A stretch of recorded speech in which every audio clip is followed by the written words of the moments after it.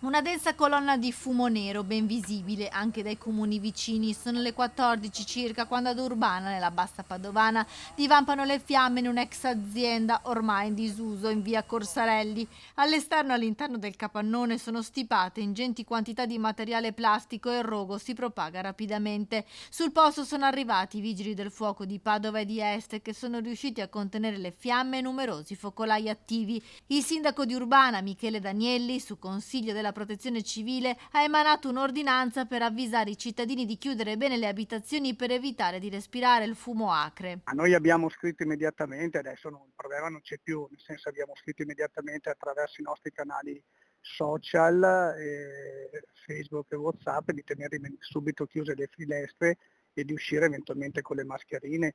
Questo l'abbiamo fatto quasi nell'immediato. Situazione sotto controllo, non c'è più nemmeno fumo. Il vento ha spinto il fumo anche verso Casale di Scodosia e anche il sindaco Marcello Marchioro ha emanato un'ordinanza per invitare i cittadini, se possibile, a rimanere in casa e non aprire porte e finestre.